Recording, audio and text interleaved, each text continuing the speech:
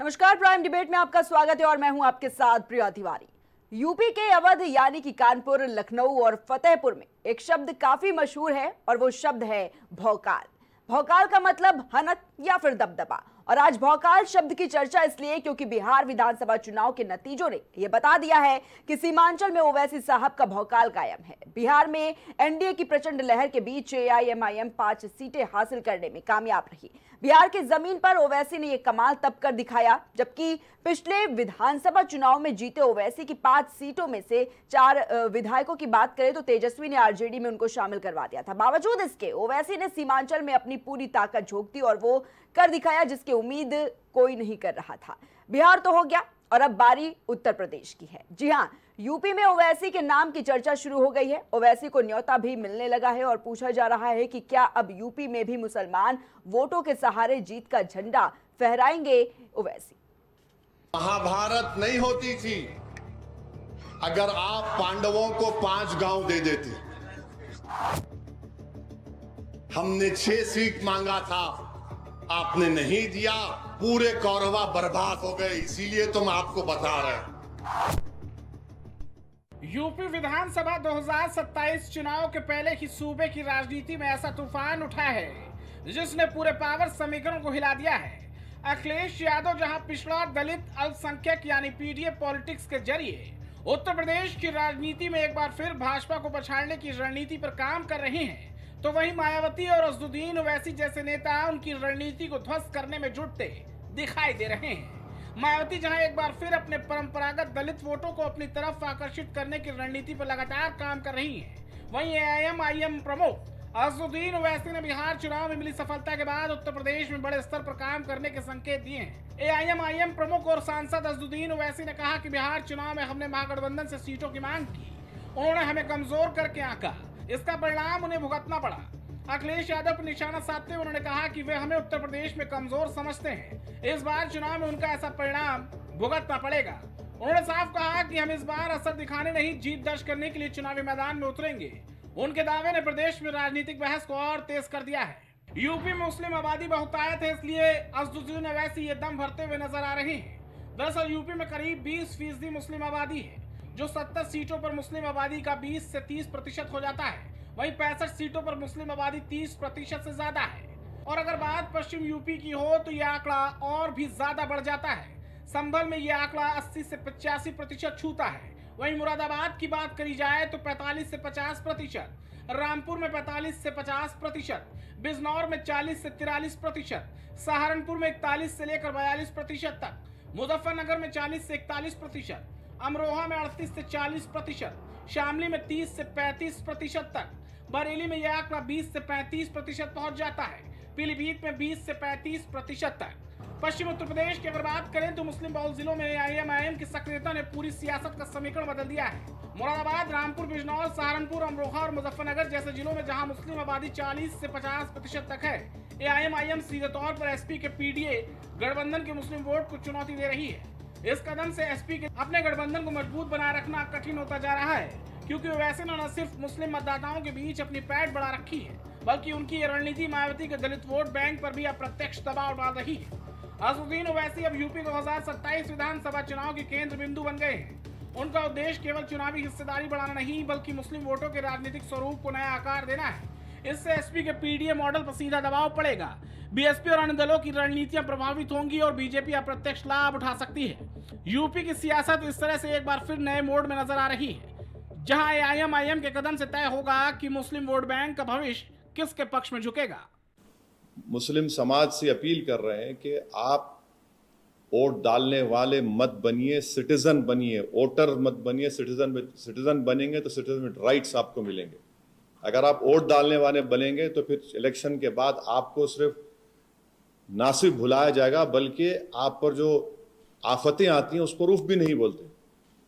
ये हम कंसिस्टेंटली बोल रहे हैं। उम्मीद करते हैं कि इस नतीजे से पूरे देश में एक पैगाम जाएगा, खास तौर से अल्पसंख्यक समाज के माइनॉरिटीज को, मुसलमानों को, और जो सेकुलर जहन रखने वाले लोग हैं। हम उम्मीद करते हैं कि वो देखें कि क्या क्या रीजंस हैं। आप उठाकर सिर्फ 2 चीज़ों को बोल देंगे तो फिर ये नहीं होने वाला है।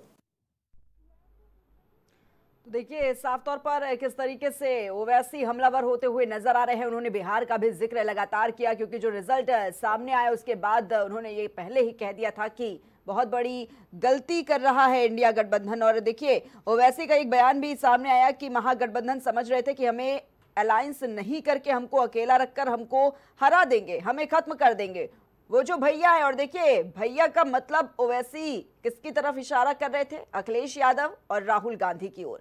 वो ये कह रहे थे कि जो बैठे हैं भैया अखिलेश यादव और राहुल गांधी, उनको बड़ा ही गुरूर है। वो समझते हैं कि वो अपने प्यादों को भेजकर हमें मात दे देंगे। अगर वो चेस खेलना जानते हैं तो भाई साहब हमको भी सियासी चेस खेलना आता है। जितने वो प्यादों को भेजे हैं अब वो परेशान होने वाले हैं। नतीजा जो सामने निकल कर आया उसके बाद भी लगातार बयान ओवैसी के सामने आ रहे हैं और ओवैसी ने साफ तौर पर अब कह दिया है कि हम पूरी तरीके से उत्तर प्रदेश में होने वाले 2027 के विधानसभा चुनाव में पूरी तैयारी के साथ हैं इस बार, और जनवरी में हम यूपी में आ रहे हैं। तो देखिए आज की ये जो खास चर्चा है उसमें बड़ा सवाल ये है कि क्या 2027 में होने वाले विधानसभा चुनाव में मुस्लिम वोट जो है वो चुनावी गेम चेंजर बनेगा या फिर नहीं बनेगा। किस तरीके से ओवैसी जो है वो दिखने वाले हैं चुनाव में, क्योंकि देखिए लगातार अब ये कहा जा रहा है ओवैसी की तरफ से कि हम पूरी तरीके से चुनावी मैदान में कूदने वाले हैं और उत्तर प्रदेश की जनता भी ये समझ ले किस तरीके से गेम चेंजर होने वाला है एक बहुत बड़ा।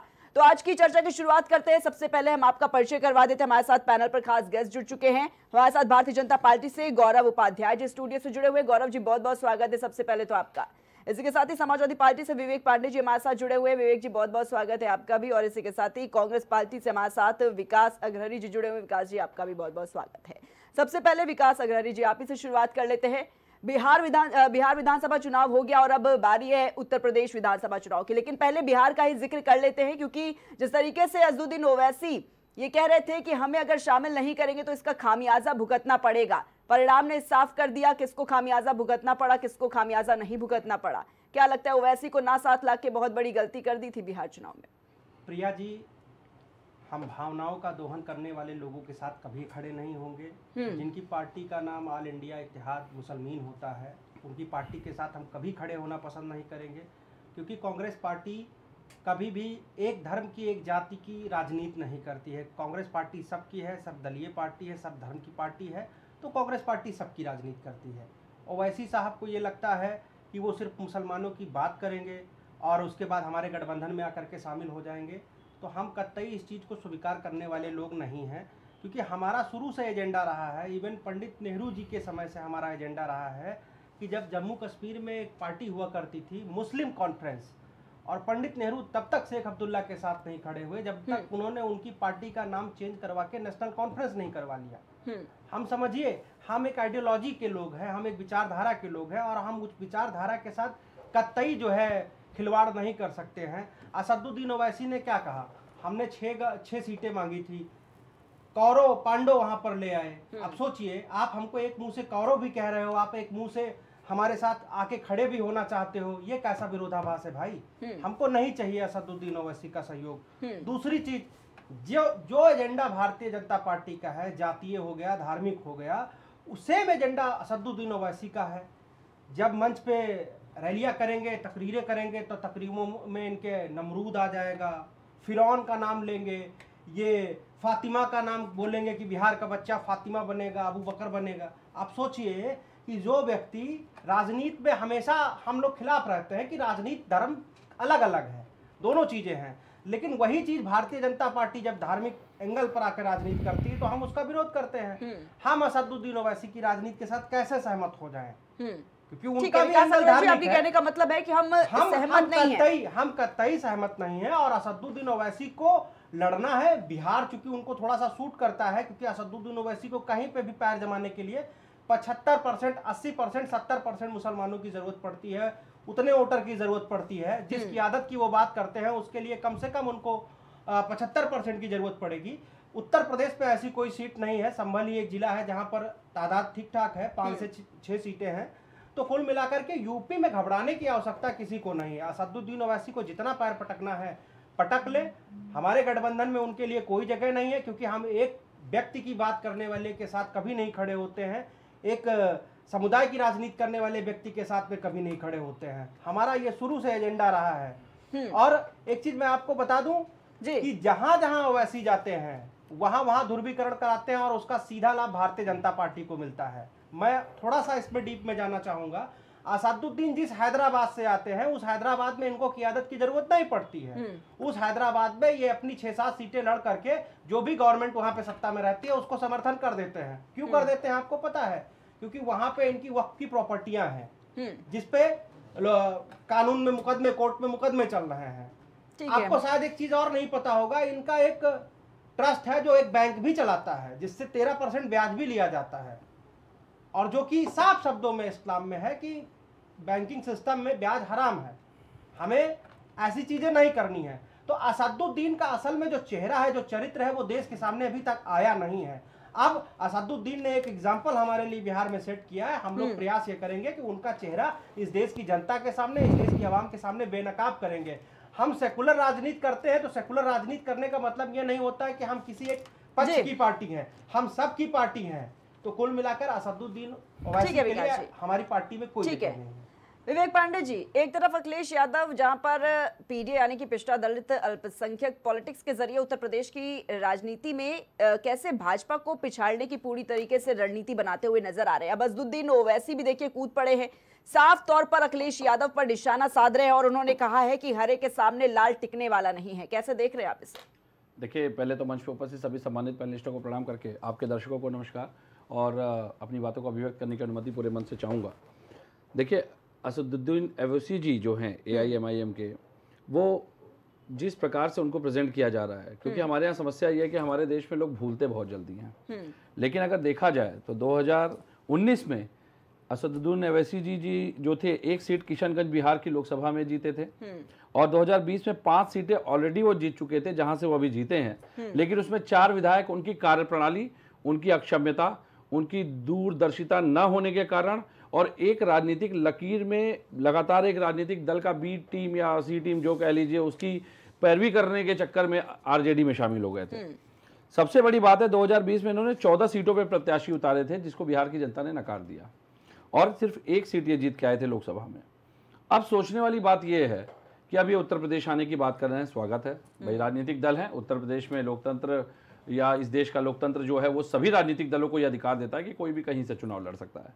लेकिन ओवैसी जी जिस प्रकार की बातें कर रहे हैं और जिस प्रकार की उनकी भाषा शैली है, मुझे लगता है 5 पांडव और कौरव का उदाहरण उन्होंने दिया तो मुझे लगा कि भाजपा के ही प्रवक्ता खड़े होकर के मंच पे बस किसी और पोशाक में रिप्रेजेंट कर रहे हैं और उनकी भाषा शैली का वही आचरण है जैसा उनका आसपास उनके वातावरण है। तो मुझे लगता है कहीं ना कहीं ओवैसी जी ने खुद ये साबित कर दिया अपनी भाषा शैली से कि वो कहने के लिए तो एक पार्टी चला रहे हैं लेकिन उस पार्टी की गाइडलाइन कहीं और से मुझे लगता है कि संचालित हो रही है। उससे बड़ी बात यह है कि देखिए, उत्तर प्रदेश और बिहार में जमीन आसमान का अंतर है। ओवैसी जी को समझना चाहिए कि वो तेलंगाना अपने आप को नहीं बचा पाए, वहां पे कांग्रेस ने जो उनकी स्थिति की वहां पे वो खुद को नहीं बचा पाए। और उससे बड़ी बात है कि अगर वो उत्तर प्रदेश के मुस्लिमों को ये समझते हैं कि केवल और केवल इस्लाम की बात करके, ध्रुवीकरण करके अगर ओवैसी जी का मंच लगा दिया जाए और योगी जी का मंच लगा दिया जाए, मैं आपको चुनौती देता हूं, आप देख लीजिए, दोनों की सिर्फ शब्दों की भाषा अलग होगी, दोनों की नुक्ते अलग होंगे, लेकिन उद्देश्य सिर्फ एक दिखाई देगा। तो मुझे लगता है कि देखिए, मुझे लगता है उत्तर प्रदेश की जो जनता है, उत्तर प्रदेश के जो मुस्लिम समाज के लोग हैं, चूंकि मेरे भी संपर्क में बहुत हैं, मंच पे बैठे हुए लोगों के भी संपर्क में होंगे, लेकिन यहाँ की जनता और यहाँ के मुस्लिम लीडर्स बहुत जागरूक हैं। हाँ। वो ओवैसी जी को पहले दिन से नापसंद करते हैं। उसका एक बड़ा कारण यह है कि ओवैसी जी सिर्फ एक धर्म की बात करते हैं। जब हम पीडीए की बात करते हैं तो पीडीए में सर्वधर्म समभाव की बात होती है। हमारे यहाँ पीडीए में किसी जाति विशेष के लिए पीडीए का उद्देश्य नहीं है। जो एक सवाल आता है मंच पे बार बार, पी डिफाइन हो गया, डी डिफाइन हो गया, ए डिफाइन नहीं होगा, और ए में जब अगड़ा बोलते तो अगड़ा कौन? मैं अब आज इसको भी स्पष्ट करना चाहूंगा मैं आपके मंच पे, क्योंकि इसको लेकर बड़ी दुविधा की स्थिति और भ्रम की स्थिति है विपक्ष के लोगों में। देखिए, ए में जैसे सवर्णों में भी एक बैकवर्ड जमात होती है हमारे यहाँ जिसको बोलते हैं महापात्र। महापात्र मतलब वो लोग जो कि कहने के लिए तो ब्राह्मण होते हैं लेकिन उनकी स्थिति आज ऐसी है कि उनको आज भी समाज में अछूता रखा गया। वही लोग जो किसी की मृत्यु के पश्चात घाटों पे रहते हैं, उनके अंतिम क्रियाकलापों को संचालित करते हैं, वही लोग जो किसी का पिंडदान करवाते हैं, तर्पण कराते हैं, जिसके बाद आदमी ये सोचता है कि मेरे पिता तुल्य, देव तुल्य जो भी मेरे परिजन थे वो सीधे वैकुंठ को सीधे समर्पित हो गए। लेकिन जो ये क्रिया करवाता है उसको आज भी समाज में स्थान नहीं दिया जाता। आज भी लोग उसको अपने घरों में नहीं बिठाते, आज भी लोग उसको पानी नहीं पिलाते अपने घर के बर्तनों में।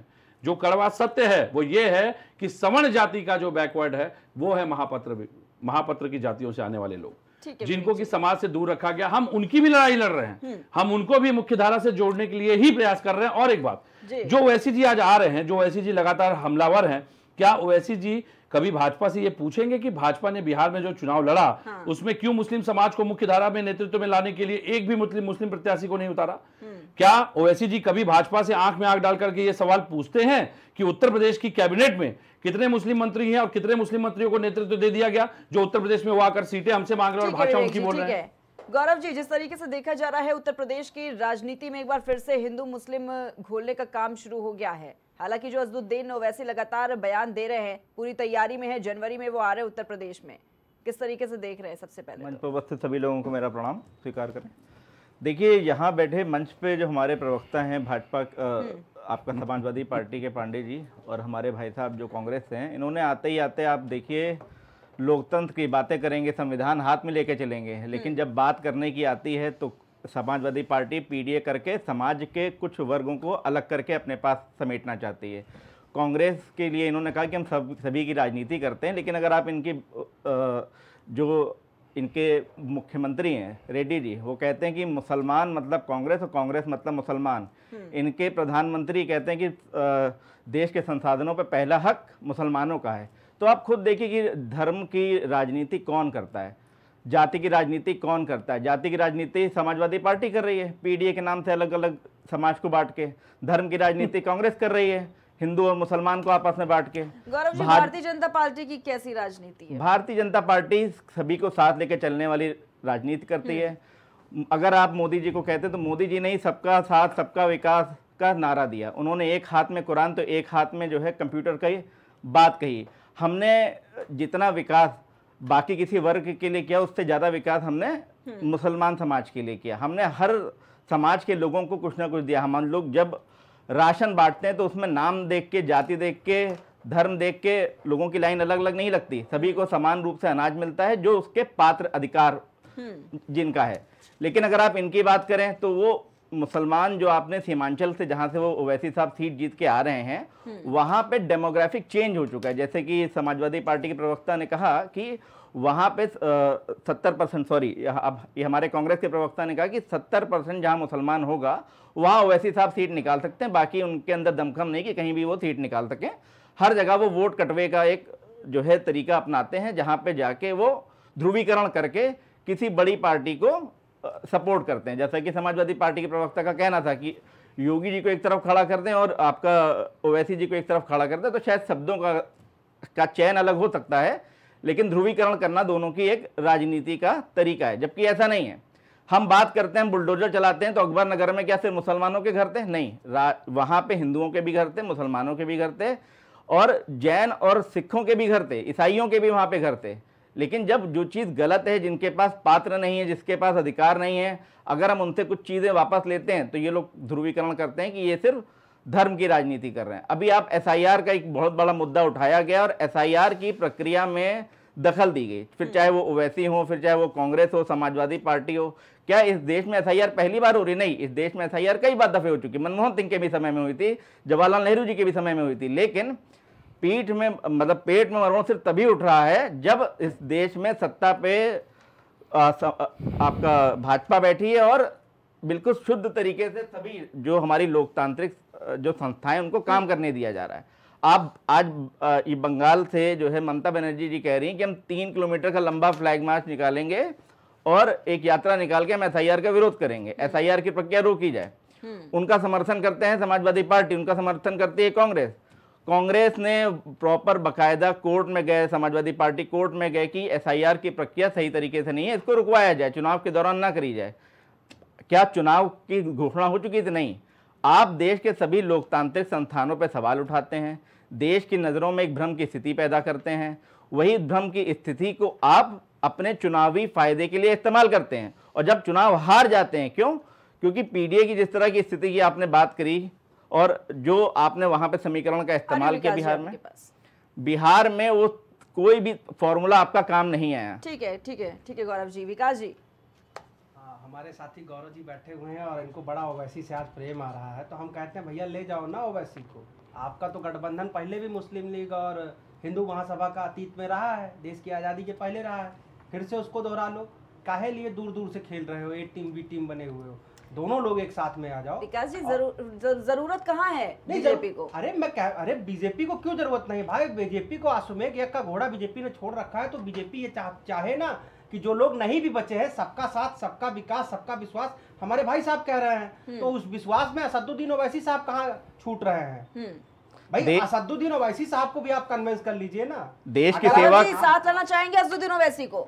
नहीं, बिल्कुल नहीं। देश की सेवा करने के लिए, जैसा कि अभी आपने कहा कि भाई असदुद्दीन ओवैसी को हम साथ लाएंगे, देश की सेवा करने के लिए जब हमें जरूरत पड़ेगी कि हम सत्ता में आए और देश की सेवा करें। हमने महबूबा मुफ्ती से गठबंधन किया, उनको सरकार चलाने दी, लेकिन जब वो सरकार देश विरोधी कार्यों में लिप्त हो गई और समाज सेवा से हट के एक पर्टिकुलर समाज का उन्होंने आपका जो है सिर्फ फायदा करना शुरू किया, तो हमने उससे अपना गठबंधन तोड़ लिया। कल को अगर ओवैसी इस लायक होते हैं, जो कि निकट भविष्य में नहीं दिख रहा है कि होते हैं, वो समाज की सेवा करने के लिए चुनाव का रास्ता अपनाते हैं और समाज की सेवा करते हैं, जिसमें वो हिंदू मुसलमान नहीं करेंगे, तो जो राजनीति है वो बिल्कुल समय के साथ बदलती रहती है, लेकिन करंट की सिचुएशन में हमें वैसी कोई जरूरत नहीं। विवेक जी आपके पास, विकास जी जवाब दे दीजिए, फिर विवेक जी पार्टी बस यही है ना कि इनकी राजनीति का कोई चाल चरित्र चेहरा नहीं होता है। हाँ। समय में ये उसकी बात तो करते थे, लेकिन आज के टाइम पे आप बस इनको एक सीट जिताने की हैसियत रखिए, ये किसी को भी सर पे सवार कर लेंगे, उसकी पालकी ढोने लगेंगे।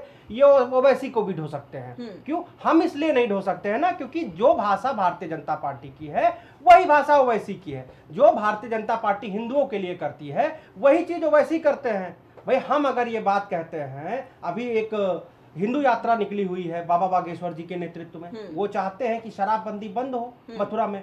हमारे 20 हिंदू नौजवान जाते हैं शराबबंदी की दुकान पे, योगी जी उस पर मुकदमा लाद देते हैं। अब बताइए, सोचिए कि हिंदू राष्ट्र में जो ये आत्मिक रूप से मानते हैं कि ये होना चाहिए, वहां पर ये मथुरा में शराब भी बिकवा रहे हैं क्योंकि उनको राजस्व भी चाहिए। बाकी मैं एक चीज, जैसा SIR की बात की हमारे भाई साहब ने कि ये हो रहा है वो हो रहा है, अच्छा आप हमको एक चीज ये बता दीजिए प्रिया जी, इस देश में पिछली बार ऐसा कौन सा ऐसा काम, सरकारी काम हुआ है जो 1 महीने में ही पूरा कर लिया गया है? आप इसकी टाइमिंग देखिए, 1 महीने में खत्म करना है इसको। और एक चीज, ये हमेशा घुसपैठिया चिल्लाते थे, इनसे अगर ये भी पूछ लिया जाए कि बिहार में घुसपैठिया कितने मिले, तो ये बताएंगे भाई साहब बिहार में तो कुछ है ही नहीं है। लेकिन हमें नैरेटिव उसी हिसाब से सेट करना है। आप सोचिए ना कि 1 महीने का समय और आपने हड़बड़ी में, भाई यूपी में चुनाव लेट हो रहा है, अभी दूर है। हाँ। बिहार में भी मान लीजिए, बिहार में तो आप 2 महीने पहले, 1 महीने पहले ही लेकर के आए, आपके एजेंडे में था। लेट है, अभी मैं बता रहा हूं प्रिया जी, उस दिन भी मैं आपकी डिबेट पे बैठा था और मैंने कहा मेरे घर फॉर्म नहीं पहुंचा है, और आज भी मैं कह रहा हूं कि मेरे घर फॉर्म नहीं पहुंचा है।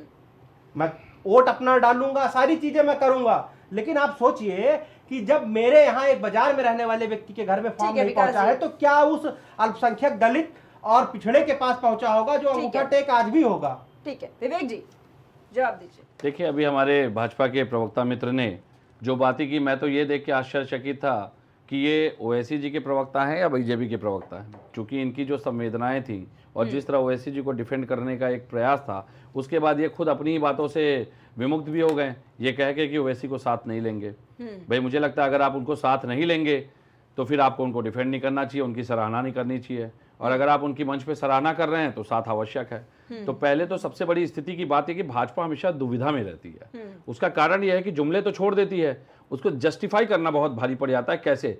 अभी इन्होंने आपके मंच पे कहा हम तो सबका साथ सबका विकास की बात करते हैं, ध्रुवीकरण तो सपा करती है, कांग्रेस करती है, हम पीडीए की बात कर रहे हैं, किसी जाति को बांटने की नहीं। हम जातियों में जो लोग पिछड़े हुए हैं उनको मुख्य धारा से जोड़ने की बात कर रहे हैं। आज तक ये पीडीए का आशय ही नहीं समझ पाया, पहली बात तो ठीक है, इनकी जो राजनीतिक सोच है उसको धन्यवाद। दूसरी बात इन्होंने बहुत अच्छी कही आपके मंच पे, ध्रुवीकरण।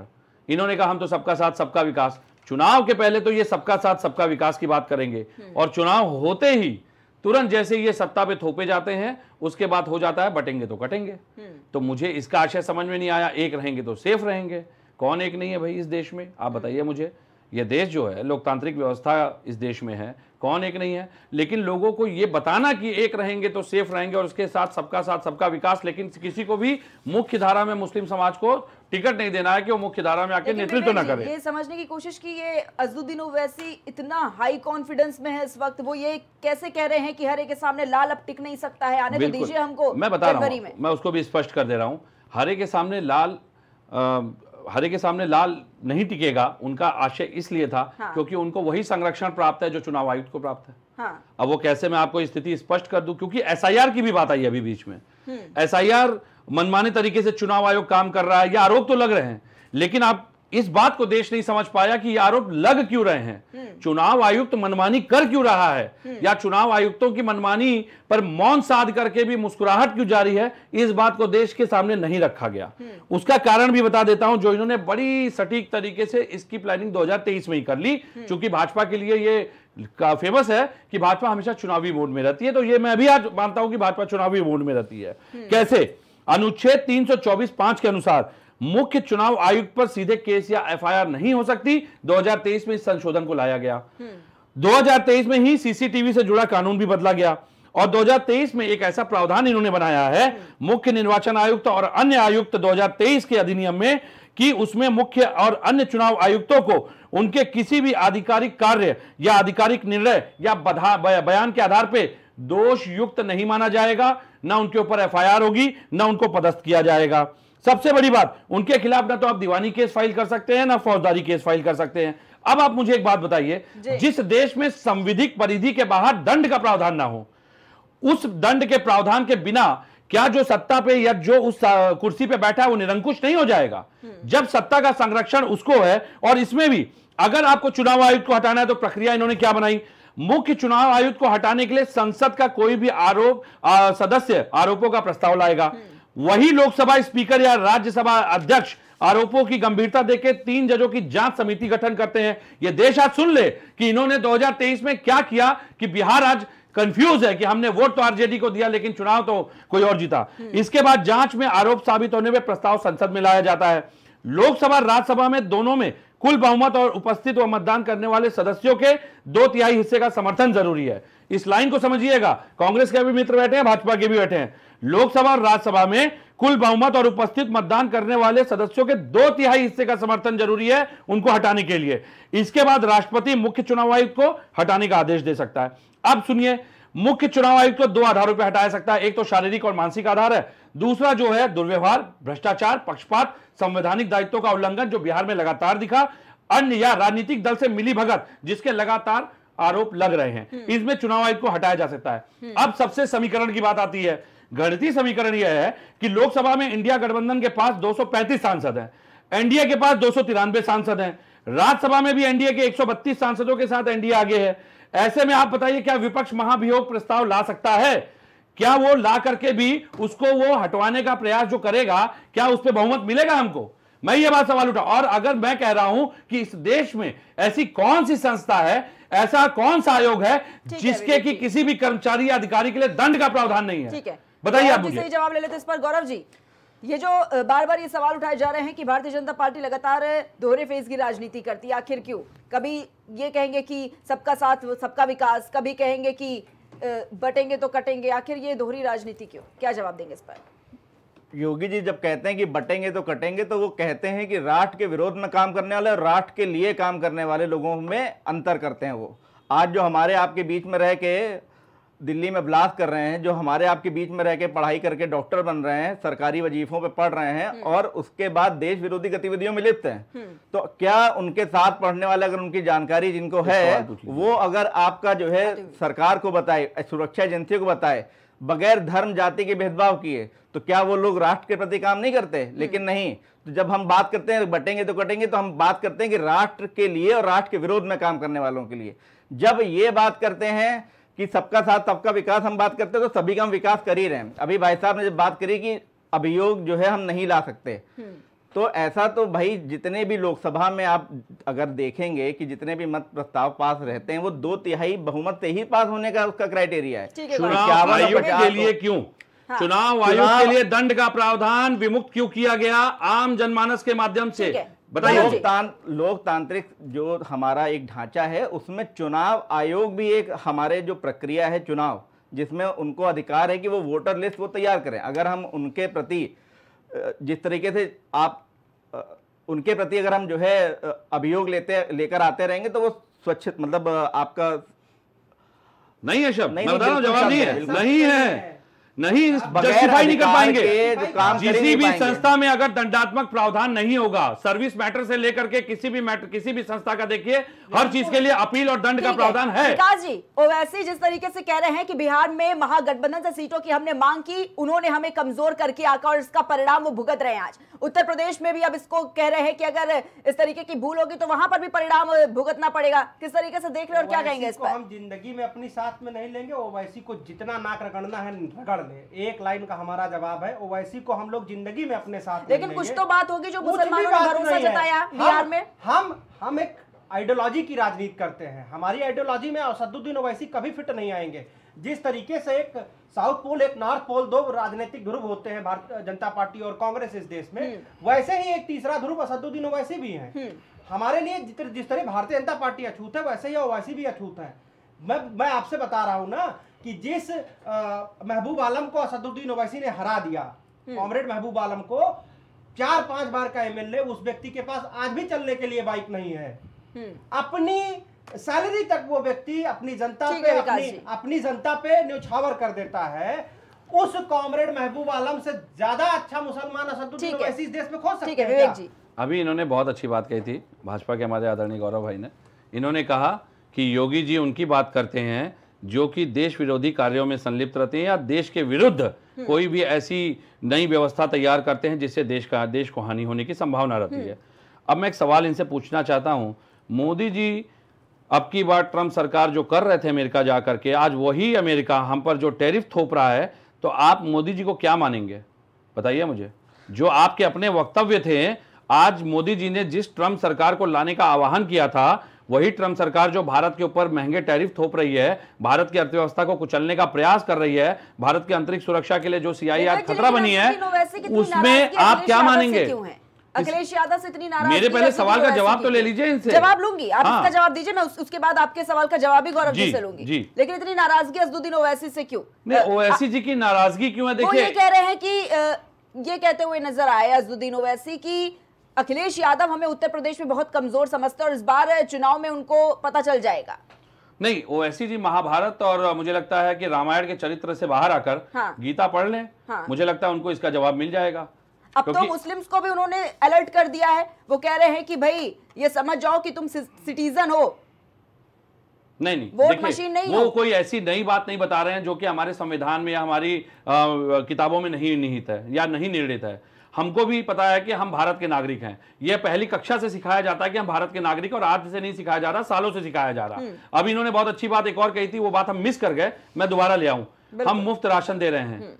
ये तो कांग्रेस के शासन में पूर्व सरकारों में भी मिलता था। आपने सिर्फ योजना का नाम बदला, उसमें से आपने खाने का सरसों का तेल हटा दिया और केरोसिन ऑयल हटा दिया। उसका भार भी जनता के ऊपर आ गया। और उसके बदले इन्होंने क्या किया? मुफ्त राशन दिखा करके पेट्रोल केरोसिन के दाम बढ़ा दिए। कौन सा मुफ्त राशन दे रहे हैं? फर्जी जुमला फेंकते हैं बैठ करके मंचों पे। कांग्रेस मात्र 70 नहीं, रुपए लिया करती थी। अरे मैं मुझे याद है 15 रुपए से रेट स्टार्ट, मुझे 15 रुपए का मैंने राशन खरीदा। राशन को क्या बात करेंगे? ये बात करते हैं मुफ्त राशन।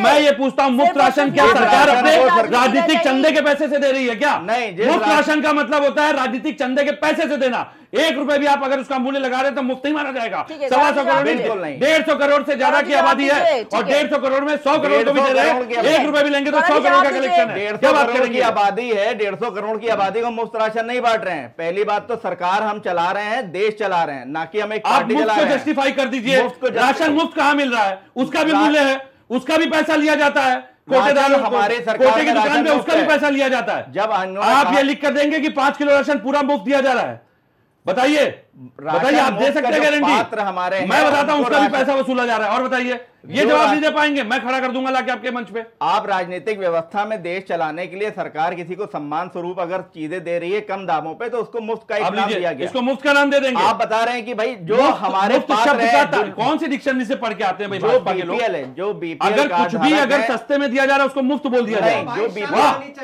बीपीएल कार्ड धारक जो हमारे हैं, और 100 करोड़ लोग इस देश पे 5 किलो राशन पर निर्भर हैं। 5 किलो राशन पर निर्भर नहीं है। है भाई, क्यों देने की जरूरत है? क्यों देने की जरूरत है? अगर 5 किलो राशन आप मार्केट में खरीदेंगे कितने का मिलेगा? इस देश में 100 करोड़ आदमी तो पहली बार देश में मुफ्त का राशन नहीं पा रहा है। जो पात्र हैं, जो पात्र हैं बीपीएल कार्ड धारक है, उनका बार बार कांग्रेस में ये व्यवस्था सभी के लिए लागू थी। पूर्व की सरकारों में ये व्यवस्था सभी के लिए लागू थी। इन्होंने category wise ration card divide किए, उसके बाद आय के अनुसार इन्होंने राशन देना शुरू किया। उसमें भी जो ये अल्प आय बताते हैं, अल्प आय से भी कई कोटे की दुकानों पे पैसा वसूला जाता है। अल्प आय के किसी भी कोटे की दुकानों पे जो व्यवस्था के स्वरूप राशन बांटा जा रहा है वो सभी के लिए मुफ्त है। अब जो अभी इन्होंने कहा जो कम मूल्य में मिलने वाले को मुफ्त बोला जाएगा। पात्र को कितने रुपए में देते हैं आप बताइए? कितने रुपए में देते हैं आप पात्र को? कम मूल्य में कितने कम मूल्य में दे रहे हैं बताइए? चलिए आप बताइए। जिस चीज का जो राशन सरकार एक समय के अनुसार आपका तय करती है, उसी मूल्य के अनुसार उन सभी को छोड़ दीजिए। जवाब नहीं आपके पास, छोड़ दीजिए, डेटा ही नहीं आपके पास। अब मैं इनसे एक सवाल पूछता हूं। मुस्लिमों पे बात हो रही है, ओवैसी जी की बात हो रही है, आज मदरसों पे संदिग्ध नजर फिर आ गई है, मदरसों की संदिग्धता की बात हो रही है। मैं इनसे एक सवाल पूछता हूं, आपने आज तक मदरसों के लिए क्या किया? आपने मदरसों को वर्तमान धारा से जोड़ने के लिए क्या किया? आप भाजपा से, आप बताइए आपने क्या किया? सबसे बड़ी बात तो जैसे उत्तराखंड में मदरसों के लिए हमने बोर्ड, मदरसों में कौन पढ़ रहा है? मदरसों में बच्चे पढ़ रहे हैं, वो बच्चे पा रहे हैं तालीम इस्लामी शिक्षा की। क्या वो एक नए जमाने का, उनको आपको नहीं लगता कि एक जो बच्चा है उसको सभी चीज की शिक्षा मिलनी चाहिए, विज्ञान की शिक्षा मिलनी चाहिए, मैथमेटिक्स की शिक्षा मिलनी चाहिए? उसी तरीके से भाजपा ने भी उत्तर प्रदेश में योगी जी ने उनको मुख्य धारा से जोड़ा। कैसे जोड़ा बताइए ना? मुख्य धारा से बोलो, प्रॉपर मदरसा एजुकेशन बोर्ड है, उस बोर्ड को हम फंडिंग कर रहे हैं। एक सरकार कैसे मदरसा को चलाएगी? उनको सैलरी हम दे रहे हैं, उनके बच्चों को हम अपना जो है राशन दे रहे हैं। जिस तरह की मुफ्त राशन जो हमारी एक व्यवस्था थी कि जो हमारा प्री प्राइमरी का बच्चा है, स्कूल चलो अभियान के तहत जो कांग्रेस ने चलाया था, वो लोग भी मुफ्त राशन बच्चों को देकर उनको इंसेंटिव देते थे कि आप बच्चों को पढ़ने के लिए भेजिए। अब इसका जवाब ले लीजिएगा, वहां करिए। ये अपनी सरकार के सही जो योजनाएं हैं उस पर ये प्रकाश नहीं डाल पाए। 489 करोड़ का इन्होंने बजट पास किया 2021 में और 22-23 में, और उसके साथ इनका उद्देश्य था मदरसों में गणित, विज्ञान, हिंदी, अंग्रेजी जैसे अन्य सब्जेक्टों को पढ़ाने का। गुणवत्तापूर्ण शिक्षा के नाम पे बजट पास हो गया, ध्यान रखिएगा, बजट पास हो गया। उसके बाद कंप्यूटर लैब के नाम पे 23-24 में हर मदरसे को 1 लाख रुपए आवंटन किया गया। उसके बाद नई नीति के अनुसार इन्होंने बीएड के साथ शिक्षकों को 12,000 रुपए और स्नातक शिक्षकों को 6,000 रुपए प्रति माह देने का, परास्नातक को 6,000 रुपए देने का प्रावधान लाया। अब जैसे ये बजट पास हुआ, लागू होने का समय आया, मदरसे संदिग्ध हो गए। अब मुझे ये बताइए वो बजट का पैसा कहां है? क्या काम हुआ उस बजट से? फिर अगर आप मदरसों का आधुनिकीकरण कर चुके थे तो मदरसों में ये संदिग्ध गतिविधियां कैसे हो रही हैं? दूसरी बात, जो दिल्ली में ब्लास्ट हुआ, क्योंकि मदरसों से ही कनेक्शन जोड़ेंगे ला करके, ये इनका पैटर्न आप समझिए। जो दिल्ली में ब्लास्ट हुआ वो दिल्ली आपका बीजेपी शासित, जो हरियाणा कनेक्शन में आया वो बीजेपी शासित, जहां बिहार में चुनाव थे वो और जो उत्तर प्रदेश वो भी बीजेपी शासित। तो मैं ये सवाल पूछ रहा हूं, ब्लास्ट होने के पहले आप क्यों नहीं पकड़ पाए जो आपने बाद में पकड़ा? क्यों आपकी खुफिया इंटेलिजेंस या आपकी जो इंटेलिजेंस इकाइयां हैं वो इतने राजनीतिक दबाव में है कि केवल विपक्षियों की इंटेलिजेंस हो रही है, और जो खतरे हैं देश के ऊपर उस पर आप फेलियर साबित हो रहे हैं। समाजवादी पार्टी के प्रवक्ता जवाब दीजिए, फिर वापस मुद्दे पर आते हैं। समाजवादी पार्टी के प्रवक्ता शायद ये भूल जाते हैं कि जब हम एक एड भी देखते हैं तो उसमें दिखाते हैं कि 99.99% कीटाणु मर के 0.01 रह गया ना। उसी तरीके से जब हमारी सुरक्षा एजेंसियां कई सारे जो हमले हैं उनको नाकाम कर देती है, कई सारे जब हमारे ही पास में मलिहाबाद में जो है एक आतंकी पकड़े जा रहे हैं, मदरसों में बच्चियां पकड़ी जा रही हैं, हथियार बरामद हो रहे हैं, तो जहां की इंटेलिजेंस, अभी आप कह रहे हो कि आप सवालिया निशान शुरुआत से लगा देते हो कि भाई हमारी सुरक्षा एजेंसियां सही से काम नहीं कर रही, लेकिन जब वो सही काम करके मैंने सुरक्षा एजेंसियों का सवाल नहीं उठाया, बिल्कुल सवाल मैंने कहा सुरक्षा एजेंसियों को राजनीतिक दबाव से मुक्त किया जाए, सुरक्षा एजेंसियों को राजनीतिक दबाव से मुक्त किया जाए। पेगासस के मामले में इनका एफिडेविट सुप्रीम कोर्ट में है कि इन्होंने विपक्ष की जासूसी करवाई थी। जम्मू कश्मीर इनका एफिडेविट है कि इन्होंने विपक्ष की जासूसी कराई। नहीं, बिल्कुल नहीं। अभी जो जम्मू का नाम लिया इन्होंने, जम्मू में जो जाति पूछकर मारा गया, उसके पहले सीआरपीएफ की सिक्योरिटी क्यों हटाई गई वहां से? अरे जम्मू किसके अधीन है सीआरपीएफ? आप बता रहे हैं जम्मू पुलिस किसके अधीन है? सीआरपीएफ किसके अधीन है? बताइए जरा, भाजपा के प्रवक्ता बताइए, सीआरपीएफ की सुरक्षा वहां से क्यों हटाई गई थी? जम्मू कश्मीर पुलिस का ऑपरेशन था जिसमें दिल्ली ब्लास्ट के जो पहले के संदिग्ध थे वो ये आपके पकड़े गए। रियासीन बनाने के लिए कैस्टर ऑयल पकड़ा गया। जम्मू कश्मीर की जो पुलिस है उसकी इंटेलिजेंस ने पकड़ा था। एमवाई फैक्टर पर भी बात कर लेते हैं। वापस मुद्दे पर आकर एमवाई फैक्टर पर किस तरीके से समाजवादी पार्टी काम कर रही है। ओवैसी लगातार ये कह रहे हैं कि भाई पूर्व में जब समाजवादी पार्टी की सरकार थी तब वोट मशीन की तरह मुस्लिमों का इस्तेमाल किया गया, लेकिन जब उनकी हक की आवाज उठानी थी तब उनको ऐसे ही छोड़ दिया जाता है। और अब इसीलिए देखिए एक बयान, एक स्टेटमेंट ओवैसी दे रहे हैं, उसमें ये साफ तौर पर कहते हुए नजर आते हैं कि भाई अब मुस्लिमों तुम लोग सतर्क हो जाओ, वोट मशीन मत समझो अपने आप को, तुम्हारा काम सिर्फ वोट देने का नहीं है, एक देश के नागरिक हो उसी तरीके से रहो। देखिए मुझे लगता है कि ओवैसी जी उत्तर प्रदेश के चुनाव में अब आ रहे हैं और जो वो बयान दे रहे हैं, देश को आजाद हुए 70-72 साल से बहुत ऊपर हो गया। और ये जो ओवैसी जी अब नारे लगा रहे हैं, ये अंग्रेजों के समय नारे लगा करते थे। ठीक है, इस देश की आजादी में जितना हिंदू, मुस्लिम, सिख, ईसाई सभी जातियों का योगदान है, उतना ही कम योगदान ओवैसी जी का इतिहास है। ठीक है, ओवैसी जी का इतिहास उठा के देख लीजिए, उनका इतिहास केवल ध्रुवीकरण से, मुस्लिमों को डरा करके जो राजनीति भाजपा करती है उसी सिद्धांत के आधार पे चलना इनकी एक लकीर बन गई है। मैं कहता हूं कि अगर आज ओवैसी जी 5 सीट जीत करके बिहार में आए, पूर्ववर्ती में भी 5 सीटें जीते थे जिसमें 4 जेडीयू में चले गए, तो क्यों इनकी सीटें नहीं बढ़ी? आप इस बात को समझिए ना। सवाल तो ये उठना चाहिए कि ओवैसी जी जब आएंगे तब आएंगे, 27 में चुनाव है, अभी 2 और 3 साल उनके भी तो कार्यों का आकलन बिहार और उत्तर प्रदेश की जनता करेगी कि नहीं करेगी? कि बस ओवैसी जी आएंगे क्योंकि मुस्लिम समाज के नेता हैं, उनके लिए रेड कारपेट बिछा दिया गया और उनको वोट दे दिया गया, ऐसा थोड़ी होगा। जो इंसान अपनी पार्टी के विधायकों को नहीं रोक पाया जी, अखिलेश यादव खाम ख्याली में डूबे हैं। नहीं, देखिए ओवैसी जी की एक आदत है, वो शायरी भी बहुत अच्छी करते हैं, तो शायराना मिजाज के लोग जो होते हैं, शायरी तो अखिलेश यादव भी बहुत अच्छी, मैं वही कह रहा हूँ, शायराना जो अंदाज होता है, जो मिजाज होता है, वो व्यक्ति जब देखता है कि जहां पे उसकी दाल नहीं गल रही तो वहां पे वो शायरियां और नुक्तों का प्रयोग करना शुरू कर देता है। जैसे भाजपा में देखिए, अभी हमारे प्रवक्ता मित्र बैठे हैं, मैंने इनसे इन्हीं की सरकार की कुछ योजनाएं पूछी, ये बात उसका जवाब ना दे पाए तो उन्होंने बातों को गोल मोटोल घुमा के जलेबी बना दी। तो मैं तो कहूंगा ना कि आप मुद्दे पे बात करिए, क्योंकि आज देश की जनता वो जनता नहीं है कि जिसको आपने बस एक राशन का नाम ले लिया, मुफ्त राशन। अब इन्होंने अभी के मंच पे कहा जो मूल्य सस्ते मूल्य में दिया जाता है उसको मुफ्त ही कहा जाएगा। ऐसे ऐसे तर्क देने के बाद इस देश की जनता को नहीं पता, क्या मुस्लिम समाज नहीं सुन रहा है कि किस पैटर्न पे ओवैसी जी जा रहे हैं, किस पैटर्न पे उनकी भाषा है और किस पैटर्न पे उनको संबोधन दिया जा रहा है और किस पैटर्न पे मुस्लिम ये सालों से सुनते आ रहे हैं इसी उत्तर प्रदेश में जो ओवैसी जी आज बोल रहे हैं बैठ करके। रही बात अखिलेश जी की, अखिलेश जी ऐसे हाल के राजनेताओं पर ध्यान नहीं देते। ठीक है,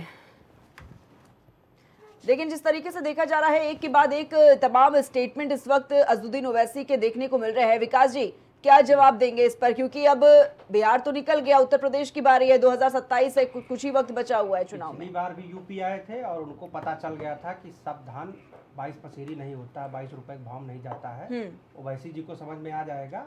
और हम तो उनको कहते हैं कि आप इतना ज्यादा जो है मुसलमानों के लिए फिक्रमंद हैं, तो भारतीय जनता पार्टी की सरकार है, केंद्र में नरेंद्र मोदी जी का समर्थन कर दीजिए और कुछ उनके लिए योजनाएं लेकर के आइए। अरे भाई, आपकी लड़ाई सत्ता से होनी चाहिए, आप लड़ किससे रहे हो? कांग्रेस से लड़ रहे हो, विपक्ष। मतलब आप हास्यास्पद लगता है कोई व्यक्ति, उसको लड़ना किससे है? सरकार से लड़ना चाहिए। हक हकूक किससे दिलाना है? सरकार से दिलाना है। नहीं भाई, वहां पे लेकिन उन्होंने कहा तो है मेरी लड़ाई विपक्ष से भी है। नहीं, विपक्ष से किस बात की लड़ाई है भाई? विपक्ष से किस बात की लड़ाई है? कौन सी लड़ाई विपक्ष से लड़ोगे? क्या विपक्ष ने 10,000 रुपए सब क्या लग रहा है मुस्लिम वोट बैंक चुनावी गेम चेंजर बनेगा 27 में? मैं क्या कह रहा हूं, हमारी पार्टी A to Z की राजनीति करती है। हम किसी एक धर्म की, किसी एक जाति की कभी बात नहीं करते हैं। जब हम बनाते हैं सरकार तो हम मौलाना अबुल कलाम आजाद को इस देश का पहला शिक्षा मंत्री बनाते हैं। हम इस देश में हामिद अंसारी जैसे विद्वान लोगों को इस देश का उपराष्ट्रपति भी बनाते हैं। तो हम जो है जैसे होता नहीं तेज पत्ते की तरह इस्तेमाल नहीं करते हैं कि भाई जो है सब्जी में तेज पत्ता पड़ा है उसकी तरह इस्तेमाल करके मुख्तार अब्बास नकवी को बैठाओ, फिर एक समय में शाहनवाज को बैठाओ। अभी हमारे यूपी में जैसा देखिए, पिछले वाले मंत्री का कुछ पता ही नहीं है, अभी कोई दानिश आजाद साहब हैं वो चल रहे हैं, अगली बार उनका भी कुछ अता पता नहीं होगा। तो कुल मिलाकर के राजनीति जो होती है वो सेवा भाव से होती है, भावना से होती है, दिल बड़ा करने से होती है। मैं एक चीज आपको और बता दूं, बकरी चोरी मुर्गी चोरी में आजम खान साहब जो है जेल चले गए। एक मुस्लिम लीडर है, नहीं पछते बीजेपी को। क्यों नहीं पछते? क्योंकि वो तर्क की बात करते हैं, वो उनके बीजेपी के फायदे की बात नहीं करते हैं। ओवैसी कितने मुकदमे हैं ओवैसी के ऊपर, एक भी जांच नहीं होती ओवैसी के ऊपर। क्यों नहीं होती? क्योंकि वो बीजेपी के फायदे की बात करते हैं। भाई एक बार मैं तो कहता हूं ना, डंके की चोट पे इस चीज को कहता हूं कि ओवैसी आजम साहब जिस दिन हल्का सा भी समाजवादी पार्टी का विरोध करना शुरू कर दे। इसी पर जवाब लेते हैं गौरव जी। देखिए, हमारे भाई साहब ने कहा कि हमने पहला जो है आपका शिक्षा मंत्री बनाया मुसलमान को, हमने पहला जो है आपका उपराष्ट्रपति बनाया मुसलमान को। अब हम एक बात आपसे फिर कह देते हैं कि भाई जब पहला शिक्षा मंत्री बनाया था ना मुसलमान को, उसने ये पढ़ाया कि सिर्फ मुसलमान शासकों ने भारत पे राज्य किया, ना उससे पहले ना उसके बाद कोई ऐसा जो है आपका योद्धा पैदा हुआ जिसने भारत की रक्षा करी, भारत के लिए करी। इतिहास में उन्होंने सिर्फ और सिर्फ पढ़ाया है कि अकबर महान था, ये तो बताया ही नहीं कि महाराणा प्रताप ने किस तरीके से मुसलमान आक्रांताओं से इस देश को बचाया। मैं क्या कह रहा हूं, आप पढ़ाने नहीं चाहते। आप उन अंसारी साहब की बात करते हैं जिनके बारे में चर्चित है कि जिन्होंने हमारे एजेंटों की डिटेल लीक कर दी थी।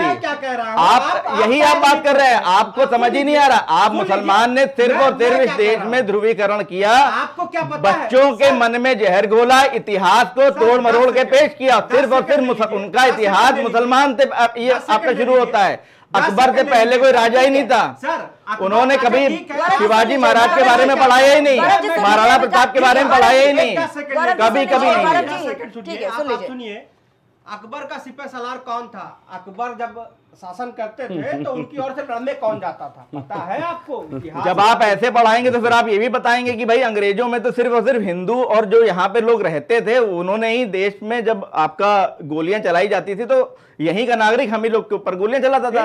उसके पहले आप पढ़ाएंगे, घूम घूम के नहीं, पर आप इतिहास में ये क्यों नहीं पढ़ाते? आप हिंदू और मुसलमान की, इस देश का हर एक व्यक्ति जब जिसको भारत देश के भारत राष्ट्र से अपनी सरजमी से मोहब्बत होती थी वो उन लोगों के साथ में होता था। वाह, मतलब ये आपने बहुत बढ़िया पढ़ाया। विकास जी, ठीक है, गौरव जी की बात सुन लीजिए आप। गौरव जी बोलिए। ठीक है, मैं सिंपल आपको कम शब्दों में इतना सा कहना चाहता हूँ कि जब भारत की आजाद हुआ देश तो उस आजादी में जितने लोगों ने योगदान किया उन सभी का जिक्र होना चाहिए था, लेकिन पढ़ाया क्या गया किताबों में, कहानियों में? हम सभी वही पढ़ के आए कि अकबर महान था। समस्या यह है कि अकबर से पहले कोई शासन नहीं पढ़ा था। शिवाजी ने कुछ देश के लिए नहीं किया, बाजीराव पेशवा ने कुछ नहीं किया। उसके अलावा जो इतिहास में जाकर हिंदू मुस्लिम फिर करने लगे, कब तक ये हिंदू मुस्लिम? देखिए, मैं आपको अगर खाली ओवैसी जी की बात करूं तो जब ओवैसी जी की भी आप लोगों ने बात करी कि ओवैसी यहाँ पे आएंगे, उन्होंने उत्तर प्रदेश के चुनावों में खुद पे गोलियां तक चलवा ली। अब इसके बाद उनके पास क्या बचा चर्चा में रहने के लिए? लेकिन जब हमारे यहाँ पे जब हम बात करते हैं तो इन्होंने कहा कि हम चुनावों में मुसलमानों को एक इस्तेमाल करते हैं कि पिछला था उसका पता नहीं, अभी दानिश आजाद जी हैं उनका पता, उनके बाद उनका पता नहीं होगा। आपने क्या कभी ये नहीं देखा कि हमारे कुंभ के लिए आजम खान साहब को मेला का प्रभार दे दिया गया है, जबकि वो हिंदुओं के लिए सबसे बड़ा एक पर्व के त्योहार पे मनाया जाता था, उसमें भगदड़ मच गई, कितने लोग मर गए? क्या आपको नहीं लगता? लेकिन हमने क्या किया, आपके एक भी हमारे पास मुसलमान एमएलए ना होने के बावजूद हमने एक हज हाउस चलाने के लिए अल्पसंख्यक मंत्रालय के लिए दानिश आजाद साहब को जो है पूरा का पूरा जिम्मा सौंपा। क्या हम उसमें किसी सिख को नहीं दे सकते थे?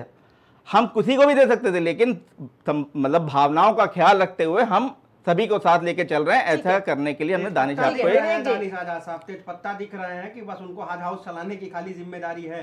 ठीक है, विवेक जी जवाब दीजिए। ठीक है विवेक जी। मैं तो ये देख के आश्चर्यचकित हूँ कि भाजपा का पूरा भविष्य अब्दुल में होते जा रहा है। बिना मुस्लिमों का नाम लिए, बिना मुस्लिमों की आलोचना किए, बिना मुस्लिमों पे कटाक्ष किए भाजपा के नेता, प्रवक्ता, राष्ट्रीय मंत्री, चाहे प्रदेश मंत्री, मतलब उनके मुझे लगता है कहीं बयानों का जो आधार है केवल मुस्लिम है। दूसरी बात पे आएंगे, इन्होंने बहुत अच्छी बात कही थी अभी कि जिस प्रकार से समावेशित करके चलने की बात, सबका साथ सबका विकास, मैंने तो एक सवाल सीधा सीधा पूछा था आपके मंच पे कि भाई क्या कारण है कि चुनाव के पहले तो सबका साथ सबका विकास होता है और इसी मंच पे ओवैसी जी को नकारने वाले सबका चुनाव जीतने के बाद कहते हैं बटेंगे तो कटेंगे। इस बात को तो ये स्पष्ट ही नहीं कर पाए।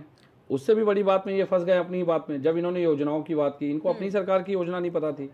मैं तो ये पूछूंगा ना कि अगर आप मुस्लिमों के लिए इतना कार्य कर रहे हैं तो क्या कारण है कि मुस्लिमों के ही सबसे ज्यादा घरों पे बुलडोजर चले हैं अभी तक? आप यही बगल में अकबर नगर था, आपको याद होगा, अकबर नगर की बस्तियां उजाड़ दी गई, शक्ति नगर ढाल के आगे बंदे वाला क्षेत्र था निशादगंज के पहले, जिस तरह से उन बस्तियों को उजाड़ा गया। मैं तो ये पूछूंगा ना, क्या कभी आपने अन्य बस्तियां नहीं देखी हैं इंदिरा नगर में जाकर के? कभी आपने देखा जगरानी के सामने कितना बड़ा झोपड़ों का वो हुआ करता था मामा चौराहे के पास? मैं तो ये सवाल उठा रहा हूँ कि क्या कारण है कि आपकी सबका साथ सबका विकास का नारा राजनीतिक होता है, मतलब वो सामाजिक नारा किसी भी उससे नहीं लगता, प्रादुर्भाव उसका नहीं होता। आप ही के नेता पाकिस्तान भेज दो, आप ही के नेता जालीदार टोपी, आप ही के नेता मुल्ला, ऐसे ऐसे शब्दों से संबोधन करते हैं।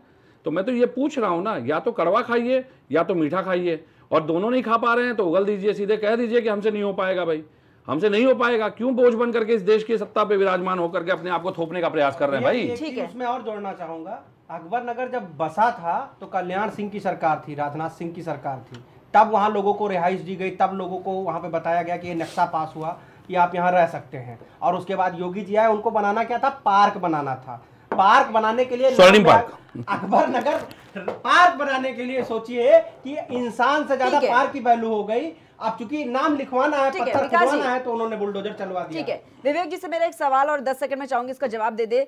ये बात देखी जा रही है किस तरीके से मुस्लिम वोट बैंक पर ओवैसी की पकड़ है, ये देखने को मिला बिहार में भी। लेकिन अगर अभी तो देखिए कुछ भी हो सकता है राजनीति में, अभी तो देखे जा रहे हैं किस तरीके से सुर बदले बदले नजर आ रहे हैं। ओवैसी जी देखिए एक रिमोट से संचालित सुर बदले बदले नजर आ रहे हैं विवेक जी, लेकिन आने वाले दिनों में अगर वो कहें कि हम आना चाह रहे हैं तो क्या समाजवादी पार्टी स्वागत करेगी ओवैसी का? नहीं, देखिए ये अतिशयोक्ति होगी कुछ भी कहना इस समय। कारण उसका ये है कि ओवैसी जी का पार्टी के साथ होना या ना होना, ये हमारी जो राष्ट्रीय कार्यकारिणी है वो निर्णय करेगी इसका। क्योंकि जो ओवैसी जी के वर्तमान क्रियाकलाप आचरण जो अभी तक रहे हैं, उसके अनुसार अभी तक वो संदिग्ध परिस्थितियों में ही दिखाई दे रहे हैं।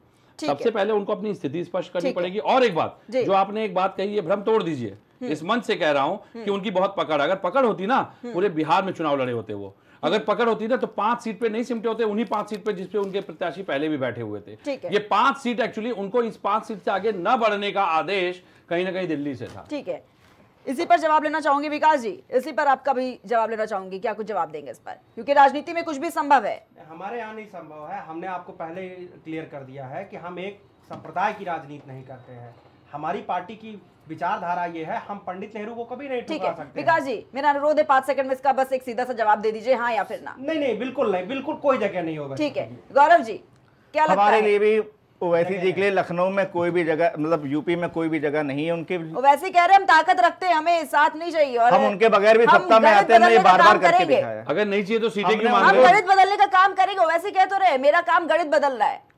वो हमारी गणित कभी नहीं बदल पाएंगे, क्योंकि हमने उनके बगैर भी कई चुनाव जीते हैं और सत्ता में आए हैं और आगे भी आते रहेंगे। ठीक है, चर्चा को यहीं पर समाप्त करेंगे। बहुत बहुत धन्यवाद आप सभी का हमारे साथ इस खास चर्चा में जुड़ने के लिए। हमारे साथ भारतीय जनता पार्टी से गौरव उपाध्याय जी जुड़े हुए थे, साथ ही समाजवादी पार्टी से विवेक पांडे जी जुड़े हुए थे, कांग्रेस पार्टी से विकास अग्रहरी जी हमारे साथ इस खास चर्चा में जुड़े हुए थे। तो यूपी विधानसभा 2027 चुनाव के पहले ही सूबे की राजनीति में तूफान खड़ा होता नजर आ रहा है और पूरे पावर समीकरण को हिलाकर इसने रख दिया है। अखिलेश यादव जहां पिछड़ा दलित अल्पसंख्यक यानी कि पीडीए पॉलिटिक्स के जरिए उत्तर प्रदेश की राजनीति में एक बार फिर भाजपा को पछाड़ने की रणनीति पर काम करते नजर आ रहे हैं, तो वहीं अगर बात की जाए तो मायावती और अजहरुद्दीन ओवैसी जैसे नेता उनकी रणनीति को ध्वस्त करने में जुटे हुए नजर आ रहे हैं। और आज इसी पर खास चर्चा हुई। फिलहाल इतना ही, आप देखते रहिए प्राइम टीवी।